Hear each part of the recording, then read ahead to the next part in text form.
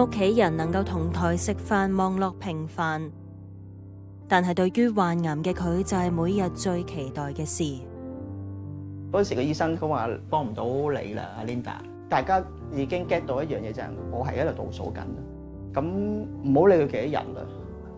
每一日我可以同你食到嗰餐飯，就已經開心一日就係開心一日啦。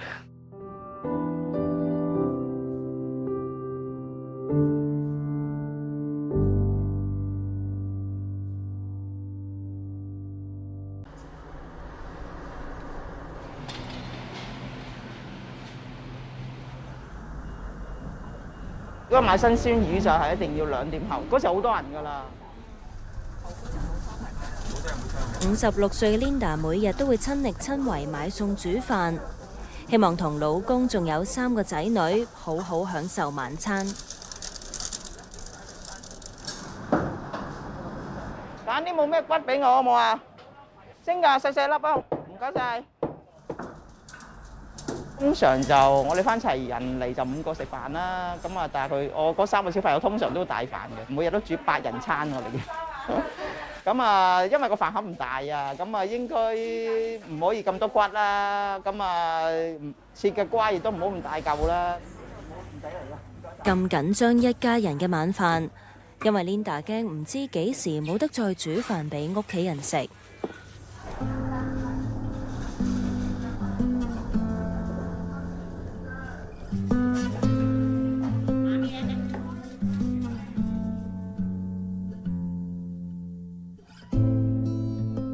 2009年4月，Linda 確診患上乳癌。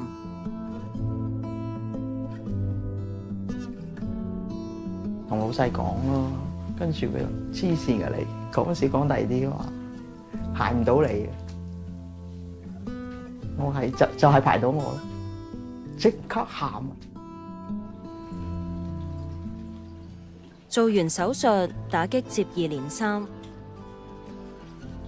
復診嘅時候，醫生再講咗個壞消息，唔淨止擴散咗去你個淋巴啦，原來你個鎖骨嗰度都擴散埋，仲要睇到開始爛嘅喎，同埋你甲狀腺同一時間都係有癌症。哇！突然間聽到呢個説話，真係即刻喊，唔知點應對。喺化療期間，Linda 由原本可以為屋企煮足3餐，變到簡單好似飲水食飯都好困難。當我有病咧，原來我聞嗰啲肉嘅味道咧、生嘅味道咧，我係暈同埋會作嘔嘅，咁我就煮唔到嘢食嘅。先生返工，我小朋友煮公仔麵我食。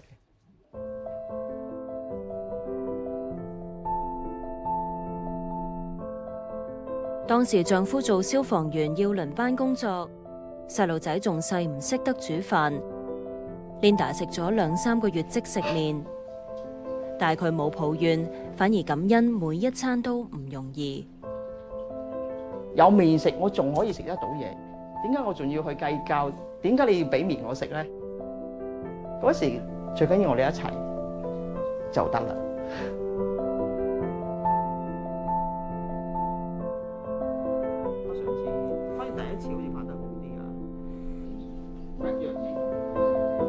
係可以話係心痛嘅，即係自己可唔可以做得更好咧？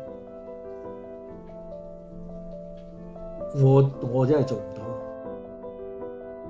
就算係煮一個公仔麵，佢都係一個咁大嘅負擔。我嚟講，我係好滿足嘅。我滿足就係就算其實我同我太太一齊2個人食一餐飯，我已經滿足。我只係希望能夠同佢行嘅啫嘛。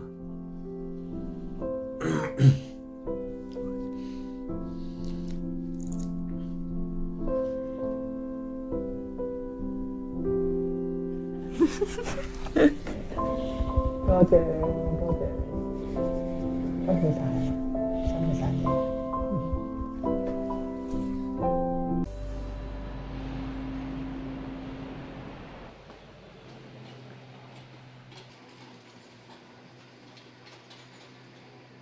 牛肉炒個菜，咁啊呢個都快嘅，養一個魚肉嘅都好快。睇住時間，準時7點鐘開飯。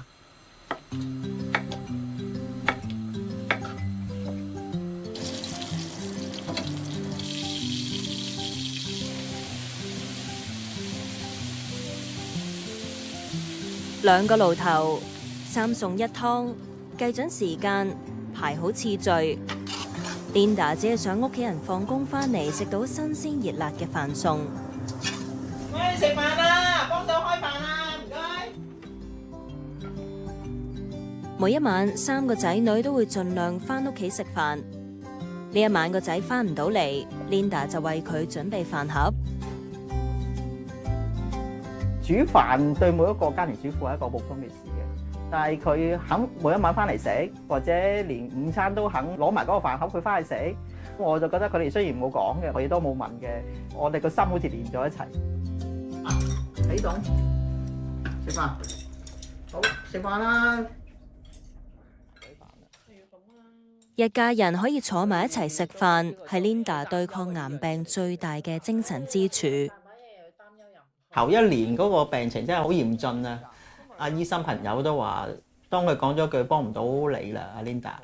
我覺得我哋喺困擾個哀傷之中啊！我嗰時會覺得自己會唔會係一個倒數咧？雖然好簡單，只係食一餐晚飯，咁呢啲日子又有幾多咧？因為嗰時咩都做唔到啦，已經。我哋只可以做得到嘅嘢喺嗰一刻。如果我哋5個人齊齊整整，每一日都可以同佢食一餐飯，咁呢一個就係我哋最大嘅心願。呢一個病咧，佢冇影響我哋食飯嗰個氛圍咯。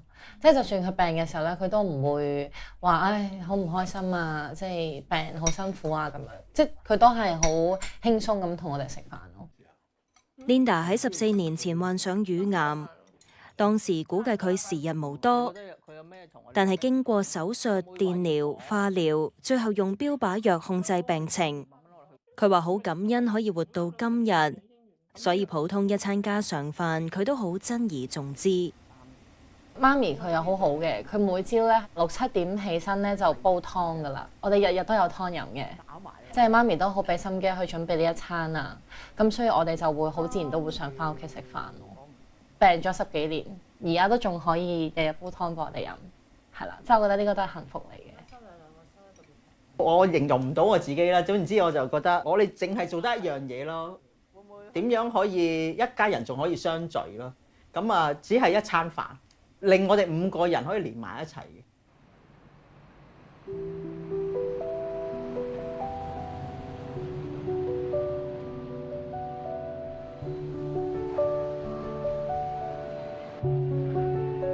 經歷過人生低谷，感受到親手煮嘅食物可以為身邊人帶嚟溫暖。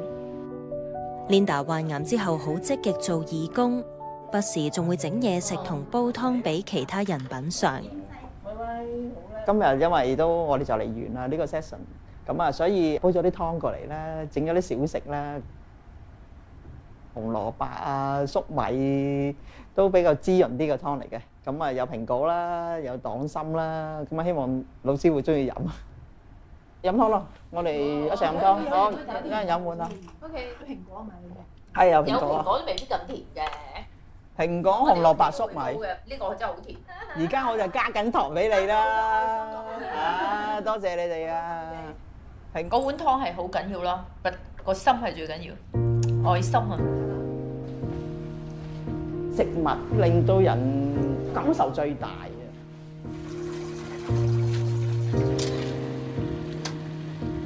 親手做嘅食物咧唔特別嘅，而係俾人個感覺啊，你有份心意對佢咯。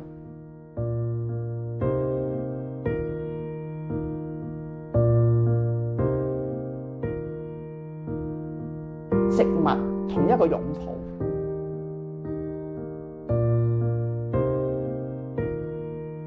呢兩樣嘢我每日都會做。